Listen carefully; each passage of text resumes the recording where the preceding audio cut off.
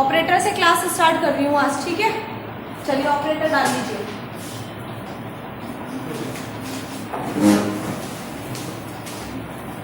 Operator कितने प्रकार के होते हैं? 3 प्रकार के। पहला ऑपरेटर है आपका यूनरी ऑपरेटर, दूसरा है आपका बाइनरी ऑपरेटर, तीसरा है आपका टर्नरी ऑपरेटर। अच्छा, पहली बात ये आती है कि ऑपरेटर आखिर होता क्या है? ऑपरेटर होता क्या है? देखो, मान लीजिए मैं आपसे कहूंगी एक्स और वाई, ए और बी, जेड और एन, इनको सॉल्व कीजिए। तो आप क्या कर सकते हो इनको सॉल्व? देखो, कर सकते हो? नहीं कर सकते। क्यों? अभी बोलो। आप कर सकते हो? हो जाएंगे। क्यों? क्योंकि इनके बीच में सिंबल्स जो आए हैं, यानी कि जब तक ये सिंबल्स नहीं आए थे तब तक ऑपरेशन संभव नहीं था।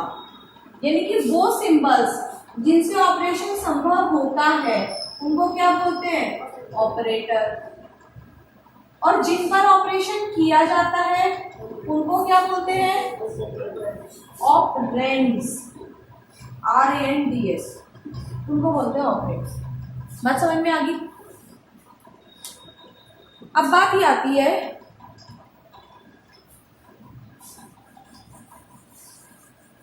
कि जो ऑपरेटर है, यूनरी ऑपरेटर कौन सा होता है? यूनरी ऑपरेटर वो ऑपरेटर होते हैं जो सिंगल ऑपरेंड पे काम करते हैं, यानी कि सिंगल वेरिएबल पे काम करते हैं। Single operand. बाइनरी ऑपरेटर कौन से होते हैं? जो 2 ऑपरेंड्स पे काम करते हैं। 2 ऑपरेंड्स। टर्नरी ऑपरेटर कौन से होते हैं? जो 3 ऑपरेंड्स पे काम करते हैं। जो 3 ऑपरेंड्स पे काम करते हैं। क्लियर? यूनरी ऑपरेटर में 2 प्रकार के ऑपरेटर होते हैं, increment operator, decrement operator. Increment और डिक्रीमेंट भी 2 टाइप्स के होते हैं आपके, pre increment, post increment.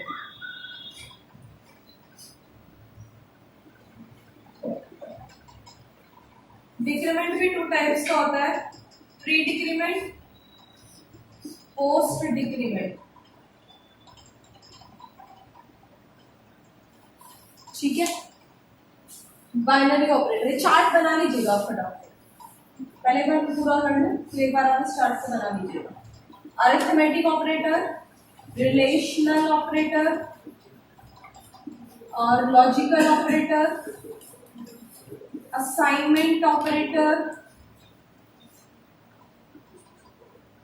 Comma operator, short hand operator.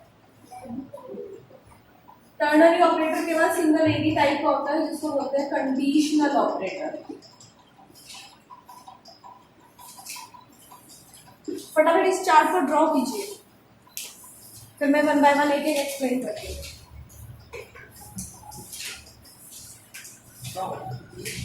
जल्दी से ड्रॉ कीजिए फटाफट इस चार्ट को।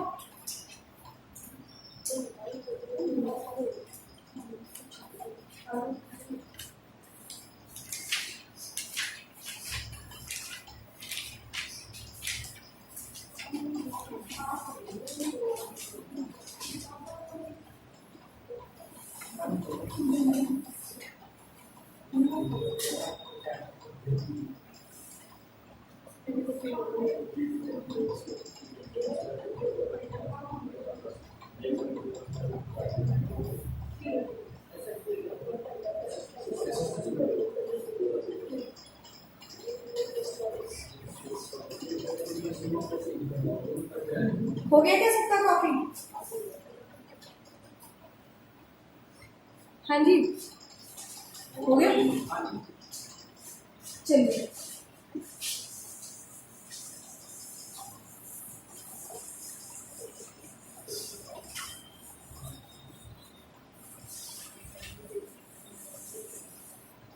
सबसे पहले यूनरी ऑपरेटर देखो।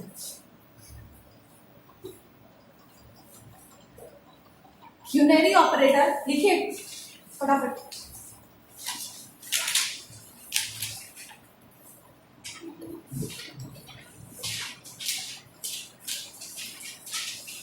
यूनरी ऑपरेटर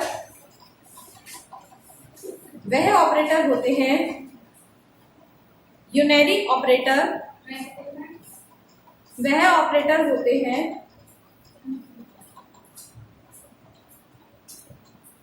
जो सिंगल ऑपरेंड पर काम करते हैं।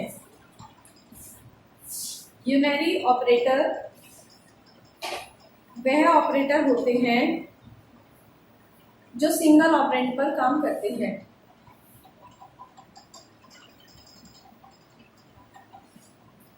देख लिया, सिंबल देखिए इसका। इसका सिंबल होता है, लिख लिया। अब इसमें लिखो, ये दो प्रकार के होते हैं, ये दो प्रकार के होते हैं। नंबर एक इंक्रीमेंट, नंबर एक इंक्रीमेंट। इंक्रीमेंट में लिखो, इंक्रीमेंट का सिंबल प्लस प्लस होता है। इंक्रीमेंट का सिंबल प्लस प्लस होता है, जिसका तात्पर्य यह है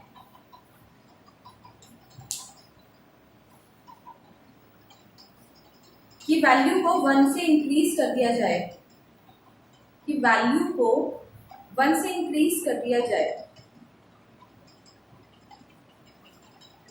जिसका तात्पर्य यह होता है कि वैल्यू को 1 से इंक्रीज कर दिया जाए। ठीक है, ये 2 टाइप्स के होते हैं, एक साइड प्री, एक साइड पोस्ट लिखेंगे और इस तरह से लिखिए। प्री जहां पर वेरिएबल से पहले लगे हो प्लस प्लस के सिंबल, वो प्री इंक्रीमेंट होता है, और जहां प्लस प्लस के सिंबल वेरिएबल के बाद हो वो पोस्ट होता है। ये तो पहचान होती है। दूसरी बात, इसका रूल कहता है कि फर्स्ट इंक्रीज, पहले वैल्यू को बढ़ा दिया जाए, देन यूज, बाद में प्रयोग किया जाए। पोस्ट उल्टा बोलता है, फर्स्ट यूज, पहले प्रयोग कर लिया जाए, देन इंक्रीज, फिर वैल्यू को बढ़ाया जाए।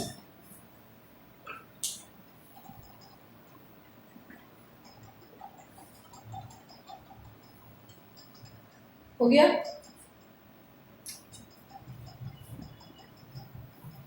अब एग्जाम्पल देख लीजिए इंक्रीमेंट, आपको जरा बेहतर तरीके से समझ में आ जाएगा एक बार मैं क्या कहना चाह रही हूँ। देखो,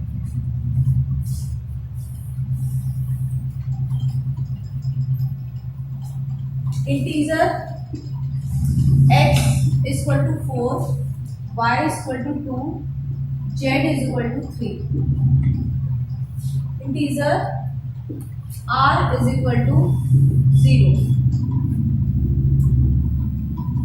r is equal to x plus plus plus plus plus y plus z plus plus plus plus plus y plus plus plus z plus y plus plus plus plus plus x। Question ये कहता है कि increment के बाद r की value find out कीजिए। Question क्या कहता है कि इंक्रीमेंट के बाद आप r की वैल्यू को फाइंड आउट कीजिए। कैसे करेंगे? r की वैल्यू निकालने के लिए आप ये देख लीजिए कौन कौन से वेरिएबल इसमें यूज हो रहे हैं। कौन कौन हो रहा है? x, y और z। इनकी एक टेबल बना लीजिए, यहाँ छोटी सी x, y, z, एक रफली सी टेबल काम करने के लिए। ठीक है, ये कौन सा इंक्रीमेंट है? कौन सा है? पोस्ट। क्यों? क्योंकि वेरिएबल के बाद प्लस प्लस लगे हैं, और मैंने कहा था कि पहचान कैसे होगी, अगर प्लस प्लस पहले लगे हो तो प्री इंक्रीमेंट है, और प्लस प्लस अगर बाद में लगे होंगे तो पोस्ट इंक्रीमेंट है, इसीलिए ये पोस्ट इंक्रीमेंट है। पोस्ट इंक्रीमेंट का रूल क्या कहता है? फर्स्ट यूज, यानी पहले प्रयोग करो और बाद में इंक्रीज करो। तो पहले प्रयोग करो। एक्स की वैल्यू कितनी है? 4। पहले 4 को यहाँ पर यूज करेंगे और यहाँ इंक्रीज, ये दोनों जगह ध्यान रखना। ये तो वो जगह है जहाँ यूज होगी वैल्यू, ये वो जगह है जहाँ वैल्यू इंक्रीज होगी। तो पहले यूज की और एक्स की वैल्यू एक्स वाले कॉलम में जाके इंक्रीज करो, ठीक है? प्लस अगला इंक्रीमेंट कौन सा है? Pre increment. प्री का रूल कहता है कि पहले इंक्रीज करो और बाद में यूज करो। इंक्रीज करने के बाद y की वैल्यू कितनी है? 2। तो पहले यहाँ इंक्रीज करेंगे, तो हमने 2 का 3 किया और 3 को ही फिर हमने यहाँ पर यूज कर दिया। प्लस क्या कहाँ पर? हाँ, इसका रूल ये कहता है, पोस्ट इंक्रीमेंट कहता है कि पहले यूज करो और फिर वैल्यू को इंक्रीज करो। और एक्स की वैल्यू कितनी है? 4 है, तो 4 पहले यूज होगा ना, ये वो जगह है जहां पर यूज होनी है। सीधी सी बात यह है कि अगर इंक्रीमेंट का सिंबल लगा हुआ है, इंक्रीज तो जरूर होगा, हर स्टेप पे होगा, बस ये फर्क आएगा कि पहले होगा कि बाद में होगा। अब प्री कहता है कि पहले, पोस्ट कहता है कि पहले यूज करो। मैंने 4 को यूज किया, लेकिन इंक्रीज तो करना पड़ेगा ना, तो बाद में इंक्रीज करना था, इसलिए यहाँ पर 5 किया, ठीक है? चलिए, तीसरा इंक्रीमेंट कौन सा है? पोस्ट। अब पोस्ट में फिर वही रूल लागू होगा। जेड की वैल्यू कितनी है? 3 है। जेड की वैल्यू 3 है, तो 3 क्या कहता है पोस्ट इंक्रीमेंट में? पहले यूज करो, तो मैं जेड को पहले एज इट इज 3 यूज करूंगी। अब जेड वाले कॉलम में आके उसको इंक्रीज कर दूंगी, क्योंकि बाद में इंक्रीज होनी है वैल्यू, ठीक है ना? अगला इंक्रीमेंट कौन है? प्री। प्री इंक्रीमेंट क्या कहता है? वाई में पहले इंक्रीज करो। अब वाई की वैल्यू यहाँ पर 2 है, यहाँ पर 3 है, कौन सी यूज करेंगे? ऊपर वाली, नीचे वाली? नीचे वाली, क्योंकि वो एक बार चेंज हो चुकी। अब ऊपर वाली वैल्यू का एग्जिस्टेंस खत्म हो चुका, तो y की वैल्यू जो 3 है उसको पहले बढ़ाएंगे, क्योंकि प्री इंक्रीमेंट है। तो यहाँ पर पहले 4 करेंगे और इस 4 को उठाकर यहाँ उसको यूज कर देंगे। अब ये कौन सा इंक्रीमेंट है? प्री। प्लस प्लस जेड, तो जेड में क्या करेंगे? पहले जेड की वैल्यू को इंक्रीज करेंगे, यानी कि जेड की वैल्यू कितनी है? 4। पहले यहीं पर 5 करेंगे, पहले इंक्रीज और बाद में यूज। उसी तरह अब ये क्या है? ये पोस्ट इंक्रीमेंट है। y plus plus, Y plus plus क्या कहता है? पहले यूज करो, तो यूज करेंगे। y की वैल्यू कितनी है लास्ट में? जो लास्ट वाली वैल्यू होगी वो यूज होगी हमेशा, तो 4 को पहले आप यूज कर लीजिए और फिर यहाँ पर आकर 5 कर दीजिए प्लस। अब ये कौन सा इंक्रीमेंट है? Pre increment. तो x की वैल्यू कितनी है यहाँ पर? 5। पहले इसको इंक्रीज कीजिए, प्री इंक्रीमेंट कहता है ना पहले यूज करो, तो यूज करने के लिए पहले 6 कर दीजिए और अब यहाँ पर 6। तो फाइनली अगर आपसे x की वैल्यू पूछी जाए क्वेश्चन में, तो आप यहाँ से उठा लेंगे 6, y की कितनी आ गई इंक्रीमेंट के बाद? 5, और z की आ गई 5, और फाइनली अगर r की वैल्यू पूछी जा रही है तो कितनी होगी? 4 और 3 7, 7 और 3 10, 10 और 4 14, और 5 19, और 4 23, और 6 29। ये आ गया आंसर। इस एग्जाम्पल को उतार लो।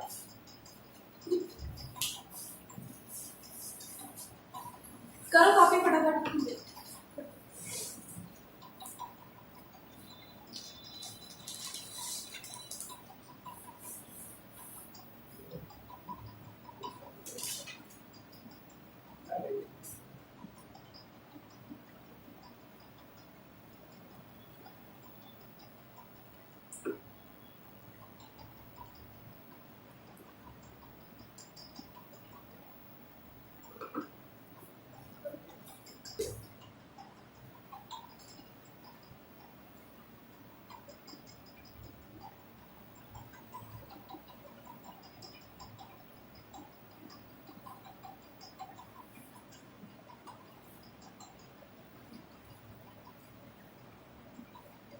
हो गया?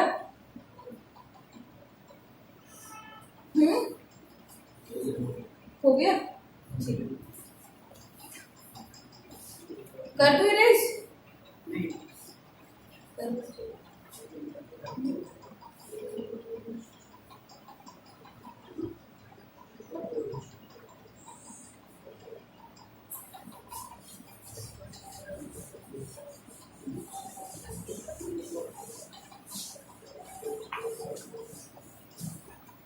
डिक्रीमेंट पे आ जाओ।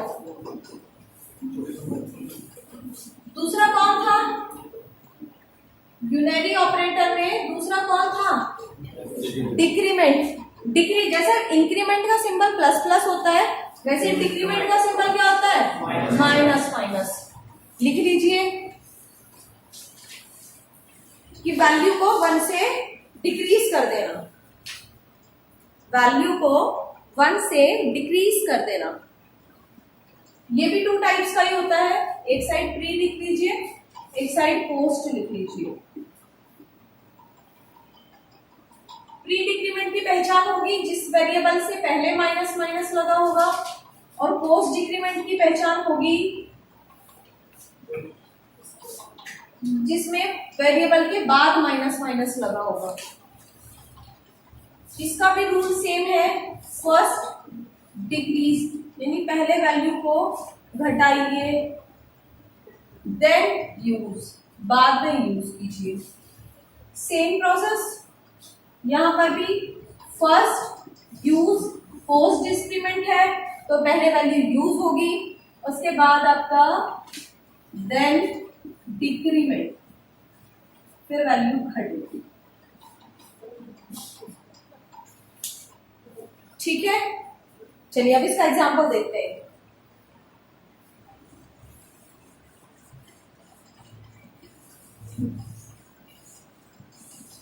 अब इसका एग्जांपल देखिए।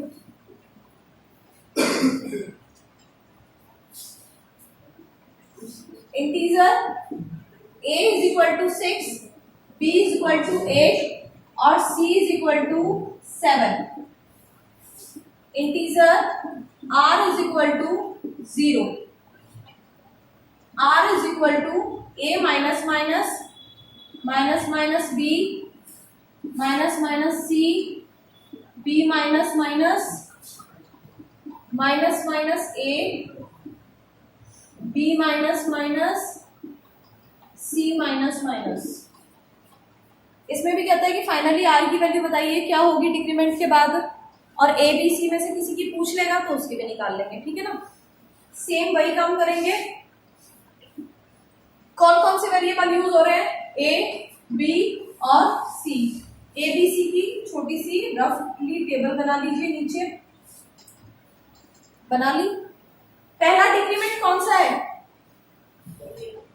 पहला डिक्रीमेंट कौन सा है? Post decrement. पोस्ट डिक्रीमेंट क्या कहता है? पहले यूज करो, a की वैल्यू कितनी है? 6, पहले 6 को यूज करो और a में जाके डिक्रीज कर दो 5। First use then decrease, post increment कहता है। बीच में प्लस का सिंबल है, ऐसा जरूरी नहीं है कि यहाँ बीच में प्लस के सिंबल ही आए, माइनस के भी आ सकते हैं। प्लस हो गए तो आप जोड़ देना, माइनस हो गए तो घटा देना। ठीक है, जरूरी नहीं है, रूल नहीं है कि आप प्लस ही आएगा, यहाँ माइनस भी आ सकता है। और मिक्स भी हो सकता है कि कुछ इंक्रीमेंट की आ जाए और कुछ डिक्रीमेंट। जैसे यहाँ a माइनस माइनस है, कहीं पर a प्लस प्लस भी लिखा हो सकता है, मिक्सअप भी आ सकता है। अब ये दूसरा इंक्रीमेंट कौन सा है? Pre decrement. प्री डिक्रीमेंट क्या कहता है? फर्स्ट डिक्रीज, पहले वैल्यू को घटाइए और उसके बाद यूज कीजिए। b की वैल्यू कितनी है? 8, तो 8 को पहले घटा दीजिए, b वाले में जाकर पहले 7 कर दीजिए। फर्स्ट डिक्रीज देन यूज, अब 7 को यूज कर लीजिए। अगला डिक्रीमेंट कौन सा है? Minus minus c। Minus minus c क्या कहता है? कितनी है वैल्यू? 7। पहले डिक्रीज करेंगे क्योंकि प्री डिक्रीमेंट है ना, तो पहले डिक्रीज करेंगे, 7 को पहले 6 कर देंगे और फिर यहाँ पर 6 यूज कर लेंगे। b माइनस माइनस, अब ये कौन सा डिक्रीमेंट हुआ? पोस्ट। पोस्ट क्या कहता है? पहले यूज करो, b की वैल्यू कितनी है? 7 को पहले यूज कर लीजिए और फिर उसके बाद डिक्रीज कर दीजिए, यहाँ पर 6 प्लस। अगला डिक्रीमेंट कौन सा है? प्री। प्री क्या कहता है? पहले डिक्रीज कीजिए और बाद में यूज कीजिए। ए की वैल्यू कितनी है यहाँ पर 5, तो 5 को पहले 4 कर दीजिए, फिर 4 यहाँ पर यूज कर दीजिए। ये कौन सा डिक्रीमेंट है? पोस्ट। पोस्ट क्या कहता है कि पहले यूज कीजिए, बी की वैल्यू कितनी है 6 को पहले यूज कीजिए और उसके बाद यहाँ पर 5 कर दीजिए। अगला डिक्रीमेंट कौन सा है? सी माइनस माइनस, पोस्ट डिक्रीमेंट, यानी सी की वैल्यू को पहले यूज कर लीजिए 6 को, मेरी 6 और यहाँ पर 5 कर दीजिए। सो फाइनली क्या है, ए की वैल्यू 4 आ गई, बी की 5 और सी की भी 5। आर की वैल्यू कितनी आई? 6 और 7 13, 13 और 6 कितना हुआ 19, 19 और 7 कितना हुआ 26, 26 और 4 कितना हुआ 30, 30 और 6 36 और 36 और 6 42। आंसर आ गया 42। इसको भी नोट डाउन कर लीजिए। कर लिया आप लोगों ने?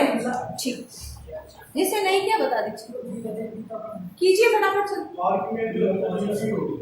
आर की वैल्यू निकल गई 42। अगर इंडिविजुअल आर की ना पूछे, आपसे पूछ रहे बी की वैल्यू क्या होगी डिक्रीमेंट के बाद, तो बी का वैल्यू हमने नीचे निकाल लिया 5। इस टेबल को बनाने से बस ये बेनिफिट है कि सभी वेरिएबल की वैल्यू एक साथ निकल जाएगी।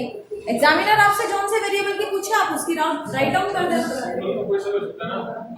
हाँ सिंपल नहीं, इंक्रीमेंट डिक्रीमेंट में हाँ अर्थमेटिक ऑपरेटर या प्लस माइनस डिवाइड कुछ भी हो सकता है, बट क्या है जो भी ऑपरेशन होगा आप उसके हिसाब से कर लेना, लेकिन ये इंक्रीमेंट और डिक्रीमेंट ही होगा, इसमें कोई और सिंबल क्या? हाँ बोर्ड मास लगेगा, क्योंकि अर्थमेटिक ऑपरेशन जो सॉल्व होते हैं वो किससे होते हैं? बोर्ड मास से होते हैं। कर दो, चलिए हेडिंग डाल लीजिए। और क्या बोलते हैं बाइनरी ऑपरेटर, यूनरी खत्म हो गया, बाइनरी ऑपरेटर डाल लीजिए। लिखिए बाइनरी ऑपरेटर में डेफिनेशन एक बार। कौन से ऑपरेटर होते हैं बाइनरी ऑपरेटर? जो 2 ऑपरेंड्स यानी कि 2 वेरिएबल के बीच में काम करेंगे। जैसे कि ए और बी को दोनों को जोड़ना है तो बीच में क्या लगा होगा? प्लस। अब आप लोगों ने देखा होगा जो इंक्रीमेंट और डिक्रीमेंट है, यहाँ 2 वेरिएबल तो यूज नहीं हुए ना, एक ही वेरिएबल पे ऑपरेशन चल रहा था, या तो उस वेरिएबल की वैल्यू बढ़ानी थी या घटानी थी, सिंगल ऑपरेंड पर काम कर रहे थे, इसलिए वो यूनरी ऑपरेटर है। अभी ये क्या करेंगे 2 ऑपरेंड्स पे काम करेंगे, 2 वेरिएबल, इसलिए बाइनरी ऑपरेटर है। लिख लिया? चलिए फर्स्ट बाइनरी ऑपरेटर कौन सा है? कौन सा है फर्स्ट? Arithmetic operator. हेडिंग डालिए अरिथमेटिक ऑपरेटर। अरिथमेटिक ऑपरेटर आपके कौन कौन से होते हैं देख लीजिए। एडिशन, सब्सट्रैक्शन,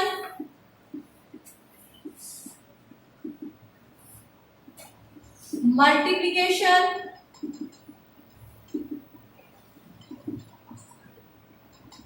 डिवीजन,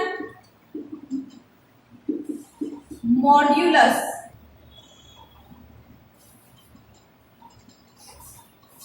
लिखा? एडिशन, सब्सट्रैक्शन, मल्टीप्लिकेशन आप जानते हैं। डिवीजन और मॉड्यूलस में थोड़ा सा फर्क होता है, डिवाइड तो दोनों में होगा। सपोज दैट कि मैं 10 को भाग दूं 5 से, तो 5 दूनी 10, कितना बचा? 0। यानी कि मान लीजिए अगर a बराबर 5 हो और b बराबर 10 हो, और अगर हम a और b को डिवाइड करेंगे तो ये वाला सिंबल यूज करेंगे, तो आंसर क्या आएगा? 2। ये भागफल, यानी ये वाला जो सिंबल है आपका, ये आपको क्या देता है? ये भागफल देता है। और अगर मैं ऐसे लगाऊं a मॉडुलस b, तो यहाँ आंसर क्या आएगा? 0। क्यों? ये जो शेषफल है, ये मॉडुलस वाला सिंबल आपको क्या देता है? शेषफल। बात समझ में आई? हाँ जी, बात समझ में आई? चलिए, कहीं भी अगर इन दोनों में फर्क हो तो देख लीजिएगा कि अगर ये सिंबल लगा होगा तो आंसर में हमेशा भागफल लिख लेगा, और अगर सिंबल ये लगा हुआ है तो ये सिंबल हमें क्या देगा? ये शेषफल देगा। ठीक है, और इसको बोर्ड मास से सॉल्व करेंगे। पहले ब्रैकेट, ब्रैकेट के अंदर का ब्रैकेट ऑफ, यानी कि जो ब्रैकेट के अंदर है, D for divide, M for multiply, A for add, addition, और S फॉर सब्सट्रैक्शन। किसी भी इक्वेशन में किसी भी जगह पर अगर ये सिंबल एक साथ यूज हो रहे हैं कहीं पर भी, तो आप पूरा का पूरा अर्थमेटिक ऑपरेटर जो है वो बॉड मास की हेल्प से सॉल्व करोगे। ठीक है ना। अगला डाल लीजिए रिलेशनल ऑपरेटर।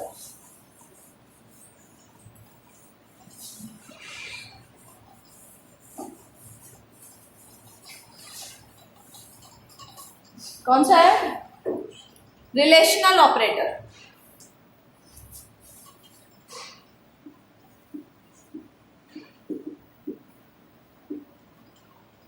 रिलेशनल ऑपरेटर क्या होता है? जैसे कि वर्ड से पता चलता है, यानी वो ऑपरेटर जो क्या करता है, एक रिलेशन बनाता है, एक रिलेशन क्रिएट करता है। जैसे घर में क्या होता है, 2 3 4 बहन भाई होते हैं, तो क्या होता है, तो उनके बीच में एक रिलेशन होता है ना, कि ये छोटा भाई है, ये बड़ा भाई है, ये उससे छोटा है, ये उससे बड़ा है, या ये बीच का। तो वही छोटे बड़े का जो रिलेशन होता है, वहां यहाँ किसके बीच में देखेंगे? ऑपरेंड्स के बीच में। किसके बीच में? Operands. Operands in the sense variable, कि कौन सा वेरिएबल छोटा है, कौन सा वेरिएबल बड़ा है, किसकी वैल्यू ज्यादा है और कम है। छोटे और बड़े की सेंस यही तो है ना, कि किसकी वैल्यू ज्यादा है और किसकी वैल्यू कम है। ये कंपैरिजन, रिलेशन की जगह आप वर्ड इस्तेमाल कर सकते हैं, क्या? कंपैरिजन। यदि आपको अगर कहीं पर भी कंपैरिजन करना हो तो आप क्या करेंगे? कंपैरिजन वाली सेंस में आके आप क्या करेंगे? रिलेशनल ऑपरेटर इस्तेमाल करेंगे। कौन कौन से लिख लीजिए यहाँ पर। जब हमें कंपैरिजन करने की जरूरत होती है, क्या करना पड़ता है? कंपैरिजन करना पड़ता है, तब हम रिलेशनल ऑपरेटर इस्तेमाल करते हैं। देखिए कौन सा होता है। ये सिंबल होता है आपका लेस देन, ये सिंबल होता है ग्रेटर देन, ये होता है less than equal, greater than equal.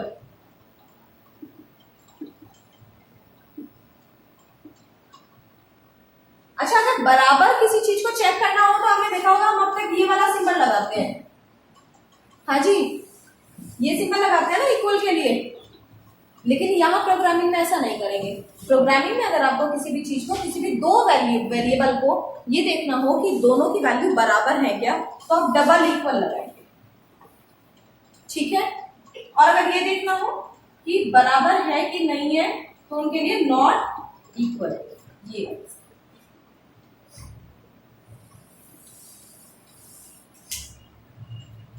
ठीक है। एग्जाम्पल देख लीजिए, जैसे दिखा रही हूँ, बताती हूँ।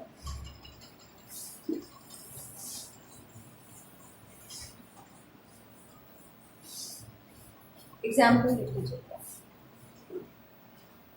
मान लीजिए ये पूछना जाए कि दो वेरिएबल में से छोटा या बड़ा ये बताइए, तो वहां क्या करेंगे? इंटीजर x की वैल्यू अगर 4 है और y की वैल्यू क्या है? 6 है, तो हमें चेक करना है छोटा कौन है, तो हम क्या करेंगे? x less than y। बड़ा चेक करना है, x ग्रेटर देन y। दोनों बराबर है कि नहीं? x बराबर y। बराबर नहीं है, x not equal to y। ठीक है ना। ऐसे चेक करें। लिखने का तरीका क्या होता है वो आगे प्रोग्रामिंग में बताऊंगी। ठीक है ना। अगला लगाइए लॉजिकल ऑपरेटर।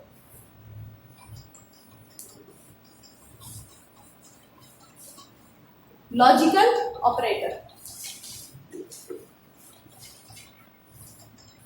देखिए लॉजिकल। अब लॉजिकल ऑपरेटर आपके कौन से होते हैं?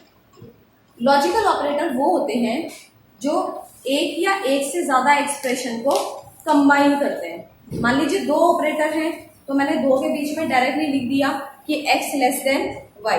x छोटा है क्या y से? अगर 3 हो तो क्या करेंगे? अगर 3 होंगे क्या करेंगे?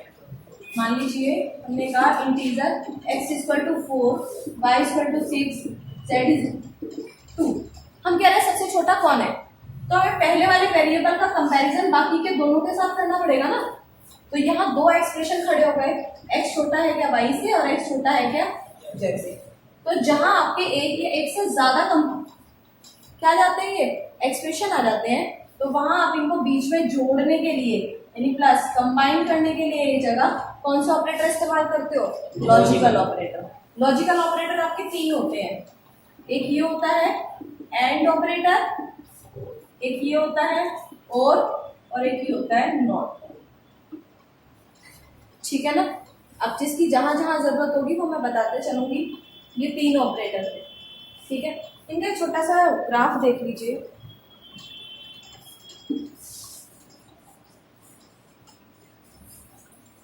मान लीजिए कि प्रोग्रामिंग में कहीं एक्सप्रेशन है, जैसे कि ए मान लो एक एक्सप्रेशन है, बी दूसरा एक्सप्रेशन है, सी तीसरा एक्सप्रेशन है, तो फाइनली आउटपुट क्या होगा? रिजल्ट। अगर पहली कंडीशन ट्रू हो, दूसरी ट्रू हो और इनके बीच में एंड लगा हो और ये भी ट्रू है, तो फाइनली पूरी कंडीशन क्या होगी? ट्रू। ये ट्रू है, ये फॉल्स है, ये फॉल्स है, तब क्या होगा? क्या होगा? हाँ जी, ट्रू होगा। कैसे?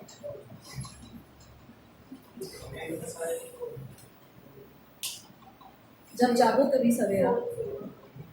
जब दो या दो से अधिक ट्रू होंगे तब कंडीशन ट्रू होगा, अगर दो से कम होंगे, अगर दो से ट्रू होंगे तो ट्रू है, तो एक फॉल्स है। आप क्या कह रहे हो कमलदीप? जब दो या दो से अधिक एंड में ट्रू होगी तो अच्छा, ट्रू रहेगा। दो या दो से ज्यादा ट्रू है तो ट्रू है, तो इस कंडीशन में फॉल्स होना चाहिए, है ना। अच्छा, अगर ये वाली कंडीशन आ जाती है ट्रू, फॉल्स और ट्रू, तब क्या होगा? तब ट्रू होगा। आप लोग क्या कह रहे हो?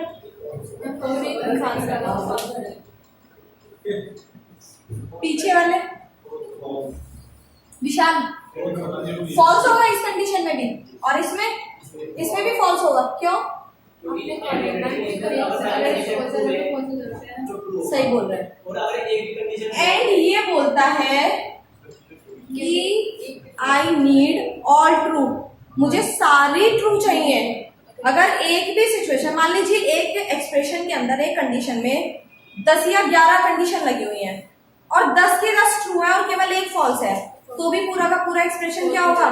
फॉल्स, क्योंकि एंड ऑपरेटर को सारी कंडीशन ट्रू चाहिए, एक भी सिंगल भी फॉल्स नहीं चाहिए। बात समझ में आ गई? तो ये कंडीशन भी फॉल्स जाएगी, ये कंडीशन भी फॉल्स, और अगर सारे फॉल्स हैं तब तो फॉल्स है ये, तब तो कोई बात ही नहीं है। अच्छा, यही कंडीशन अगर और ऑपरेटर के केस में हो, और के केस में ये भी ट्रू है, और के केस में ये भी ट्रू जाएगा, ये भी ट्रू जाएगा, केवल ये फॉल्स। क्यों? जैसे एंड ये कहता है ना कि मुझे सारी ट्रू चाहिए, ऐसे ही और क्या कहता है? मुझे केवल एक ट्रू चाहिए बस। 20 कंडीशन हो, 20 में से 19 फॉल्स कर दो, एक ट्रू चाहिए, मैं एक्सप्रेशन को ट्रू कर दूंगा। समझ में आई बात? और जो नॉट ऑपरेटर है उसे यही समझ लो कि अगर उससे पहले क्या है? नॉट लगा हुआ है, तो वो ट्रू को फॉल्स कर देगा और ट्रू को फॉल्स, और जो फॉल्स है उसको ट्रू। यानी कि ये क्या करता है? अपोजिट काम करता है। नॉट ऑपरेटर आपका अपोजिट काम करता है। क्लियर हुआ? चलिए आगे। नेक्स्ट ऑपरेटर है आपका असाइनमेंट ऑपरेटर। कौन सा है? Assignment operator. देखिए असाइनमेंट ऑपरेटर का, असाइनमेंट ऑपरेटर शायद मैंने आपको तब भी बताया था जब मैंने वेरिएबल का कराया था। असाइनमेंट ऑपरेटर का सिंबल होता है इक्वल। लिख लीजिए एक लाइन इसके अंदर।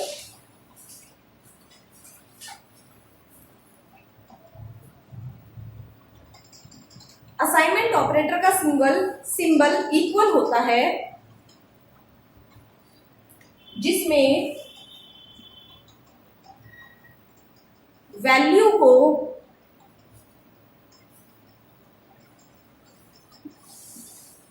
राइट हैंड साइड से लेफ्ट हैंड साइड के वेरिएबल को असाइन की जाती है, जिसमें वैल्यू को राइट हैंड साइड से लेफ्ट हैंड साइड के वेरिएबल में असाइन की जाती है। इसीलिए इसे असाइनमेंट ऑपरेटर कहते हैं। इसीलिए इसे असाइनमेंट ऑपरेटर कहते हैं। एग्जाम्पल, ये एक्सप्रेशन बना लीजिए।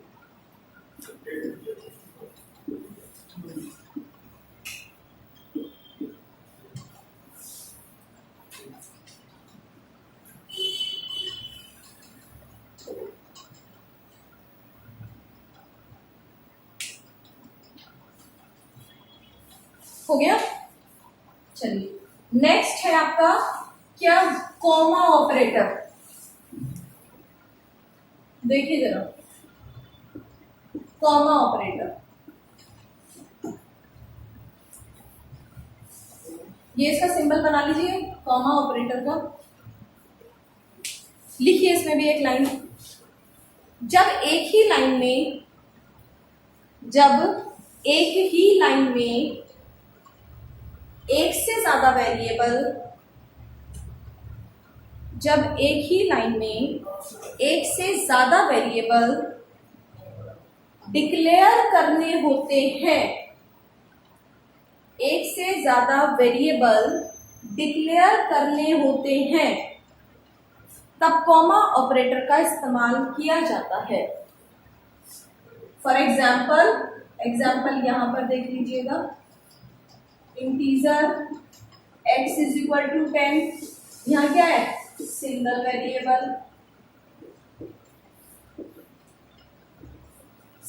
वेरिएबल, ठीक है ना। यहां क्या डिक्लेयर हो रहा है, सिंगल वेरिएबल। अच्छा, और अगर integer x is equal to 10, comma y is equal to 20, comma c is equal to 0, यहां पर क्या है, एक से ज्यादा, तो इसीलिए क्या किया गया, कॉमा ऑपरेटर का इस्तेमाल किया गया।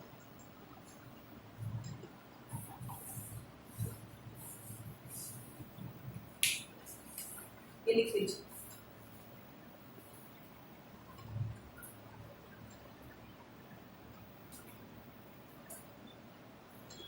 हो गया। नेक्स्ट है आपका शॉर्ट हैंड ऑपरेटर। मैंने शॉर्ट हैंड ऑपरेटर लिखाया था ना, हाँ देखिए, short hand operator, short hand operator क्या करता है, देखिए कहीं कहीं पर आपको ना एक्सप्रेशन लिखनी पड़ती है, आगे जैसे जरूरत पड़ेगी, एक साथ एक लाइन में 2 का इंक्रीमेंट हो रहा हो, एक साथ 4 का इंक्रीमेंट हो रहा हो, तो वहां पर सपोज दैट एक वेरिएबल है जैसे इंटीजर x इक्वल टू 5 है, और मैं आपसे कहूं कि x में 2 का इंक्रीमेंट कर दीजिए, तो कैसे करेंगे आप, 1 का इंक्रीमेंट तो आपको पता है x प्लस प्लस, लेकिन अगर 2 का करना है तो क्या करेंगे, x is equal to x plus 2, ऐसे तो लिखेंगे कि अगर x की जो वैल्यू है उसमें 2 ऐड हो जाए और वापसी वो किस में असाइन हो जाए, x में असाइन हो जाए।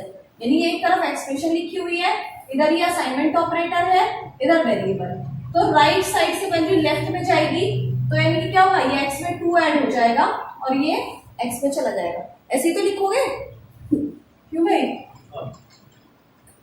x is equal to x plus 2, तो इसी को आप शॉर्ट में कैसे लिख सकते हो, x plus is equal to, directly ऐसे लिख सकते हो। इनको बोलते हैं शॉर्ट हैंड ऑपरेटर, जहां पर आप अरिथमेटिक के 5 ऑपरेशन पॉसिबल कर सकते हो, plus, minus, multiply, divide, modulus, उसके बाद इक्वल। पहले अरिथमेटिक होगा फिर असाइनमेंट होगा। अगर किसी ने ऐसे लिख दिया इक्वल प्लस, तो ये रॉन्ग हो जाएगा। ये तरीका सही है जिसमें पहले अरिथमेटिक होगा, ठीक है, तो इनको बोलते हैं शॉर्ट हैंड ऑपरेटर। किसी को पूछना हो तो बता दीजिए।